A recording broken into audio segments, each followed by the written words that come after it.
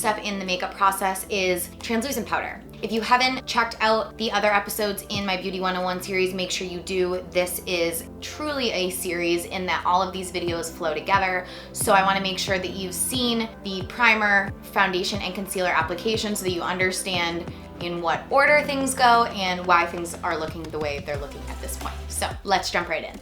So I have two translucent powders to talk to you guys about. The first is the Cover FX Perfect Setting Powder. This one is amazing for dry skin. It gives you a very hydrated yet set look to your face.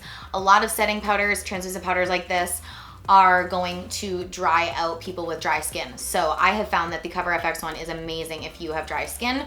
The other one I really love is the Charlotte's Genius Magic Powder under eye and face. I honestly feel like this gives my skin a velvety, beautiful velvety finish, and it's so good. And this one doesn't dry me out, which I've heard people have said this one is drying. This one does not dry me out. And I think it's probably because of the way I apply it. Some people apply translucent powder in a different way that can absolutely dry you out. So I'm gonna show you guys how I do that. And then the third one I wanna just mention is the Laura Mercier translucent powder. That one does dry me out, so I don't own it, but it's amazing for people with more oily skin that need to like really set their makeup in place. Or if you're wearing makeup for an extended period of time, like a wedding, you need like perfect makeup all day. That one's really good. But I found that this one is really good for me and kind of checks all those boxes as well. So when we're setting our makeup, we need to set our entire face. But the first thing I like to do, because we just applied our concealer, is set my under eye. So I like to set my under eye with the beauty sponge, and then I will usually set the rest of my face with a brush. That said, I do love a brush that fits like perfectly right under here to set the under eye. You wanna make sure you have a brush like this size to do it, because if you're just using a huge brush like this one, this isn't gonna set your under eye very well because it's not gonna get like into those areas that you really need it to. So if you're using a beauty sponge, you can absolutely just use the same one you've been using to apply your foundation, your concealer, just keep on going. Dip your sponge into the powder and set. I find that a sponge is really gonna give like the best setting, like the fullest setting.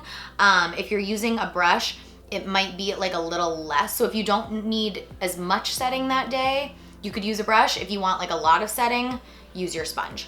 So I'm just going to press this on the under eye. You wanna make sure before you do that you've kind of checked and made sure that none of your concealer or foundation is creasing.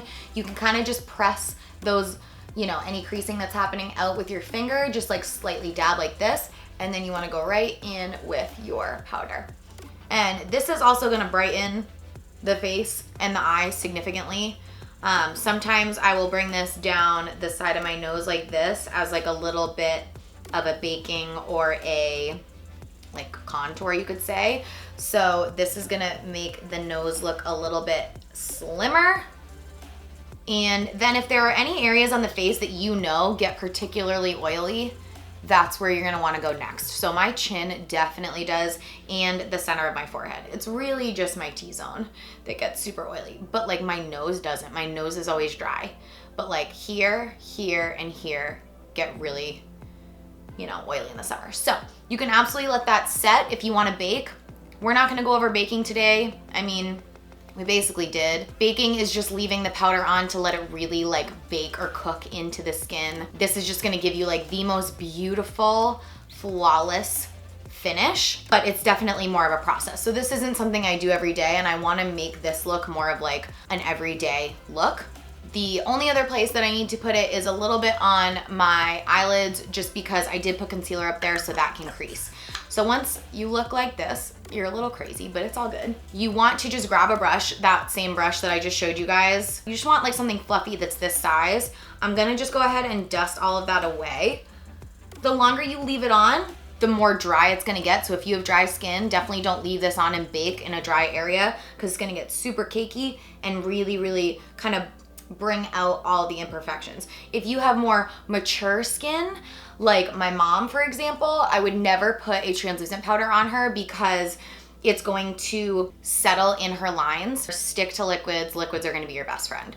I do like to do one more pass with a big fluffy brush. I just kind of like go into my translucent powder, and I will do really light just all over, because we put some foundation here. And I just wanna make sure this is like totally set and ready for powders. So you always wanna do your liquids first and then your powders. You would not wanna go on with a liquid blush, a liquid highlight, a liquid bronzer at all at this point. You really wanna stick to liquids and then powders. So if you wanted to do like a full cream look, you would just go from the concealer step. I would always set my under eye with translucent powder, but just do your under eye, don't do your whole face. And then you could go on with a cream blush or bronzer or highlight. But at this point, since we are totally set, we set with powder, we are ready for powder bronzer. Before I get into bronzer though, I'm going to clean up and fix up and fill in these brows. So that will be the next episode of Beauty 101. It will be all about brows, how to fill them in, shape them. But I hope you guys enjoyed this episode, all about translucent powder. If you have any questions about translucent powder, leave them in the comments below, and I will see you on the next one.